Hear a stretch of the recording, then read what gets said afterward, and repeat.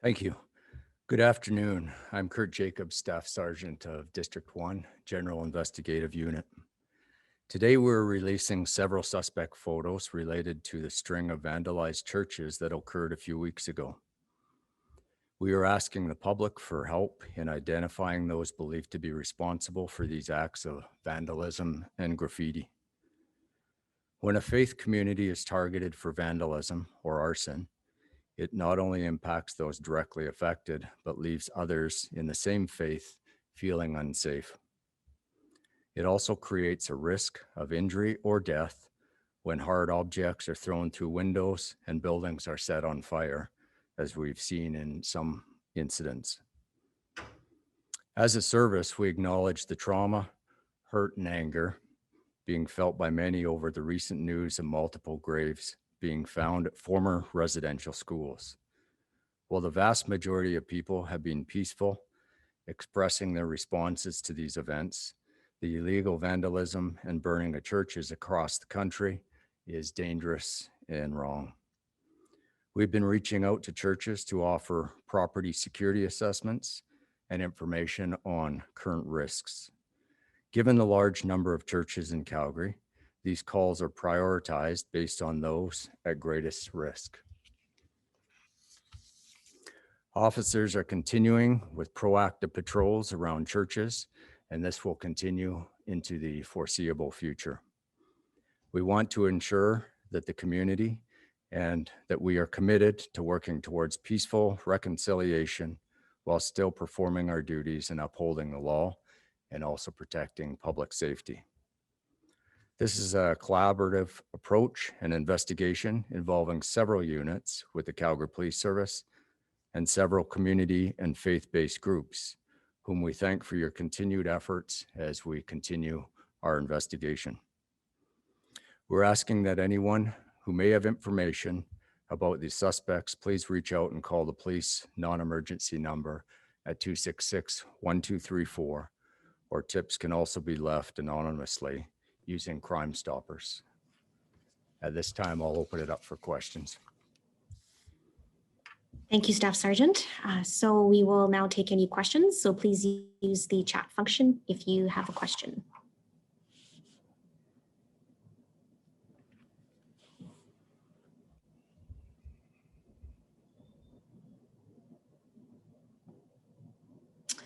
All right, I have someone from AIS to ask a question. Please go ahead. Hey there, sorry, my name's Lana Smith. I'm with the Canadian Press. I'm just wondering what evidence, if any, suggests that the fire that occurred on July 4th is related to unmarked graves of former residential school sites? Yeah, at this point, in relation to the fire on July 4th, we have no linkages to investigators, at least at this point, that show that was the motivation. Thank you. Do you have a follow-up question? No, I'm good, thank you. Okay. Does anybody else have any other questions?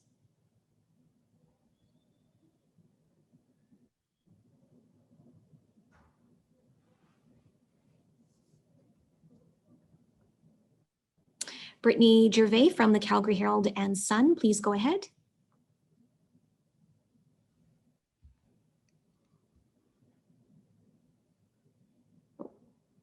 Brittany, I'm not sure if you're muted. Oh, sorry about that. Can you hear me now? Yes, we can. Perfect. Okay. So just wanted to confirm that the photos of the woman at Holy Trinity, that's the same or believed to be the same woman captured at the St. Bonaventure Catholic Church? Yeah, you know, throughout these investigations, we have a crossover on some of these offenders.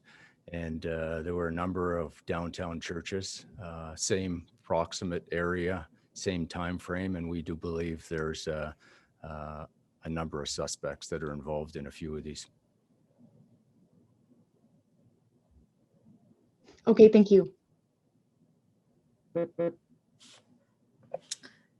Does anybody else have any other questions?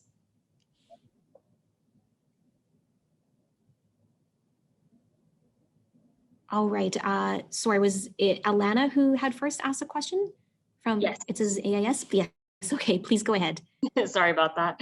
I should change my name. My other question for you is, I'm just wondering, have you received any other calls since those original, I guess it was 11 churches around July 1st, that are related to similar incidents?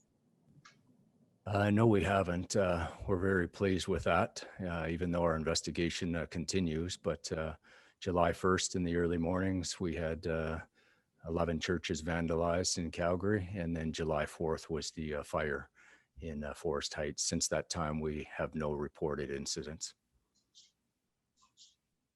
Thank you. And Kim from the Wall Street Journal, please go ahead and ask your question. Hi, thanks for taking the question. My apologies if I missed this earlier on, but can you please comment on whether you'd refer to these acts as either hate motivated or possible hate crimes? Well, that's a good question. And again, it's early in the investigation. However, when we're speaking with the vandalism done to the church, red paint, orange paint, specific symbols, numbering, we believe some of that motivation would be towards what we've seen in the recent media with the findings of residential schools. However, it's still early and we're working through that. In relation to the Forest Heights church fire, we don't have those types of signs or symbols to indicate that.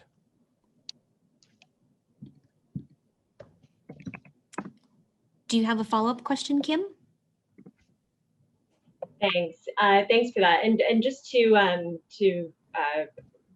I guess be clear about the question around hate motivated or the possibility of hate crimes, could you just comment specifically on whether you're avoiding the use of the term hate crime, or whether it's something that, you know, investigation still needs to happen on that? But just if you could comment specifically on the question of whether these appear to be hate motivated. Yeah, you bet. I mean, it's not, I don't think, avoidance. It's simply we want to be sure and exhaust all investigative avenues. I can tell you that as a practice, especially in sensitive investigations such as this, our diversity unit, our hate crimes unit, a number of other units within Calgary Police have been engaged, and we will wait to hear from them and get their opinion on a lot of these things moving forward as the investigation progresses. Thank you. Thanks, Kim. Okay, and sorry, I'm just scrolling down the chat here. Alana, you had another question. Please go ahead. Sure. I'm kind of just looking for a yes or no. So are the vandalism incidents being investigated as hate motivated? Well, that's really not a yes or a no answer, unfortunately. We're open to that. That hasn't been 100% defined yet, but in relation to this investigation, but we're certainly looking at that. And like I say, those respective agencies or units within Calgary Police are working with us to make that definitive determination. And if it were to be upgraded to, say, a hate motivated crime, would the charges be more severe? Yes, they could be. If that's the end result, we will be consulting with the Crown Prosecutor's Office and then moving on from there. Thank you. Thanks, Alana. Brittany Gervais from Calgary Herald and Sun, please go ahead. Hello, I just wanted to ask, I know we don't know the rationale or identities of these suspects, but if any of them are for any reason kind of directly impacted by the trauma of the residential school system, is RCMP working with mental health or trauma-informed organizations, or I don't know if that would be involved at all? Yeah, I mean, that's a very good question, and it's a little too early. Once we identify some of these individuals who are responsible for the vandalism, and we know that there is some personal or some type of connection with them and what took place, again, in our view, that doesn't justify the actions, but of course, we will be working along with them and any other resource person we can to assist them moving forward. Thank you. Thank you, Brittany. Does anybody else have any other questions?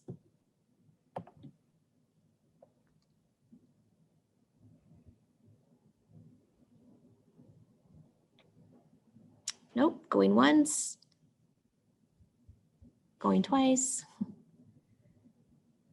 Okay, I think that wraps up our media avail for today. Thank you everybody for joining us.